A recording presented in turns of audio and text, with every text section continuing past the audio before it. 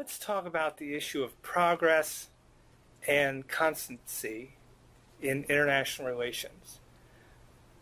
Can we hope for a better future tomorrow? Are we getting better in international relations? What is the way to think about international relations in terms of, is it a story about progress or is it a story of continuity? What do you think? John? Well, I'll take a shot at that. I think it's a story of progress. It's hard to make that argument today in a world where so much seems to be going awry, wars, invasions, terrorism. But if you kind of step back and take the longer view, it seems that the world has been moving in a direction that we can call progressive. Even 100 years ago, most of the world was organized around empire, and people were in very coercive forms of political organization in Europe, Asia, around the world. And if you think about what has happened over the last 100 years, and then longer time in the period since, say, the 1500s, you have the movement towards greater freedom, you have democracy and liberalism that have emerged, empires have become a thing of the past. You have the human rights revolution since 1945. We have the United Nations enshrining all sorts of new covenants and protocols and resolutions about protecting children, women's rights. Slavery is gone. Think about that. 100 years, 150 years ago, 200 years ago, slavery was not even seen necessarily as wrong. Now it's seen not only wrong, but it's mostly eliminated. So I think that the long stretch of history has been one of progressive movement. It's not assured. It's definitely gone through cycles. That boom and bust, you might say. Think about the interwar period and the view of the progress of the international system that might have been seen in 1900, when it really was an enthusiasm for the future. That then was dashed with World War I, with the Great Depression. But people worked their way back, and you have now more people living inside of democracies with more what we would call rudimentary forms of freedom. So yes, progress is here. Mike, what is your sense of constancy in the human condition in international relations versus progress? I'm not sure it's an either or. I mean, I think John's right that there's been progress. I think the danger comes when people mistake progress for a solution to global problems. It's the end of history. We no longer have to worry about ideology. We no longer have to worry about rising great powers. We no longer have to worry about financial crises. This is what I think is the danger, is not to ignore history, but to think history has somehow been conquered. And whenever you think that way, I think history sort of comes back to remind you that you need to respect it. And I think if you think about the current crisis in Ukraine, it's a nice example of both progress and at the same time the reminder that history doesn't go away. And I've been struck by listening to some American policy officials say that this is 19th century behavior, not fit for the 21st century. Well, actually, it's 21st century behavior. Right? What we've forgotten, though, is that states can still act this way even though we think they shouldn't, or many no longer do. But that's where the danger comes. The danger comes in thinking that certain kinds of problems in international relations have been solved definitively. Yes. Yes, my view is sort of halfway. I think we're all talking about the same thing in terms of John's point about the ebb and flow of progress. There may be a general thrust toward betterment of international relations in some parts of the world. I'm impressed by and concerned about, going on Mike's point or line of thinking, about the contingency of such progress and fragility, possibly, of such progress.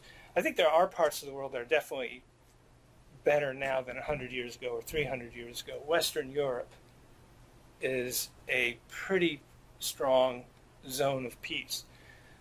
The question I would have, and concern I would have, is when friends or scholars or policy officials make it seem as though the peace and democracy and cooperativeness among states in that part of the world is thought to be natural, that it's not something you have to work for every day. I think people like Angela Merkel understands that it's something you have to work for and toward, and there are crises with wrong decisions whereby cooperation could really be thrown backward a great deal. I think talking about the euro crisis, for example, we're not out of the woods on that crisis. And one could imagine the breakup of the euro, and that would have really negative spillover effects, I think, on the rest of the European project. So there certainly things are better today in Europe than 70 years ago. I wonder if the foundations, necessary foundations for that, we as social scientists can make a contribution by trying to identify why we're having that. You've done important work on that, John, for example. Mike has done that in terms of American power. If it is American power, that is one of the buttresses of that piece, what happens, how confident can we be in that foundation stone? I'm not sure. Well, I think what has been the core of the progressive movement in the system is the movement from empire to nation states and to a universal system of state sovereignty. There are no countries today that call themselves empires. Every people inside of the system today lives on territory that's called a nation state. There are contestations over it, but the notion that you can build empires would be very much resisted, not just by the United States, and in that sense it's not just the United States that stands in the balance, so to speak, of whether there's movement toward greater progress or the continuation of the current system, but there are more people in more places that expect their governments to be doing better things than they did yesterday, including in the Ukraine, which can be told a story of it's a return to 19th century tactics, but in a 21st century world where 19th century tactics will cost you. You can still do it. You can still be Putin in this age, but you will pay a price that you didn't have to pay in an earlier era. So my view on Putin and Ukraine is he made a horrible mistake, and there are real constraints on what he can do, even if he can push soldiers across the border. I think there were costs in the 19th century as well. To me, I think what's changed in these kinds of, think about it. World War I was a big cost of states that thought they could do things at relatively low cost, right? States figured, we can either reorder international politics or resolve historical grievances at relatively low cost. I think what's changed today, and it's an important change, is kind of the normative expectation. The normative expectation is that people don't behave a certain way, and when they do, it's shocking, right? And in our book, we open in the first chapter with a comparison between the Melian dialogue, right, 2,000 years ago, and the rape of Srebrenica in 1995, and that was shocking to a lot of people because they thought this just doesn't or shouldn't happen in the world today, and I think that's actually the important thing. And Joe's point about fragility makes a lot of sense to me here, because you're never all that far from reverting to a world that no one wants to be in, but that you can't necessarily prevent from happening. Right. The idea that, as was once said, you're two missed meals away from a rebellion. That is to say that if things get extreme, people can do things they wouldn't think they could do. Yeah, I would worry about 2 points about the thesis that we're on this, on the progressive understanding of history. If your point, very interesting point, John, was that the end of empire is an important force for peace, and the rise of the nation state, the rise of the consolidation of the international system into a system of states is a force that is more in progressive direction. But when I think about the origins of World War I, for example, while a part of that story could highlight the influence of empire and contest for empire, the larger, I think, story has to do with intra-European competition among European states and disputes among European states about their status. In other words, France still wanted to get back Alsace-Lorraine, for example. The issue today in Ukraine, I don't think is an issue of empire. It's an issue of what's the limit of the homeland.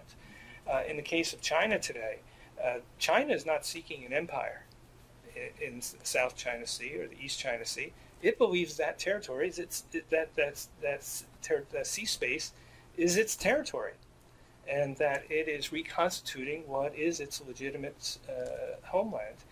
So we could have a system. I worry that a system of I don't know if a system of nation states is a peace system.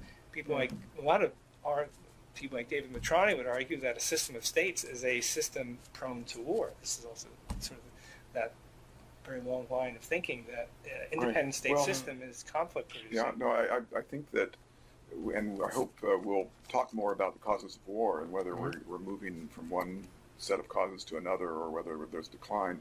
But I agree with that. I think there is fragility. I think scholars were trying to figure out what keeps systems that are stable into the future.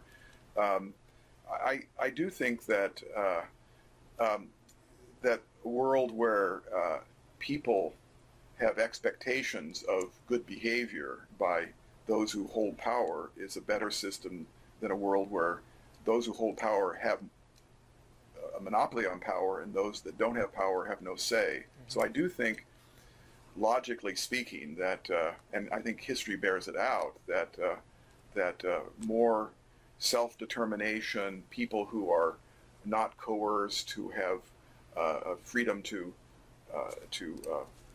pursue their ends, is one that is not incapable of blowing up, shall we say, but one that is progressive and one that creates conditions for a better system. I think one other thing I think we need to say, especially for students who are just entering this field, is not to be trapped in the politics and atmosphere of the moment. And I think the cyclical argument, if you want to call it that, in international relations is not necessarily a pessimistic one. It's an argument that says the period you're in now isn't going to define the future necessarily. So in the 1990s in the West, there was a lot of euphoria that big problems had been solved, there was peace, there was prosperity, and the world was going to look very different. Today, there might be a lot more pessimism. There's a lot more economic pessimism in the world today. That's not necessarily going to define the future. There may be another technological revolution and a return to growth at a certain point. We all hope so, but I think it would be wrong to think that because we haven't seen that for a few years, we're not going to see it in the future. So I think there's a temptation to characterize progressive views as optimistic and cyclical views as pessimistic, but I'm not sure that's always right, even though I think there is a sort of basic divide in the way people think about international politics. In conclusion, I think students of IR, Mike and John, have both been very helpful in framing some of the issues, especially the question of which students I think do have to take a stand and do come to an understanding, which may be a personal understanding, about the balance between constancy and change, continuity and progress in the human condition, which of course has big implications for international relations.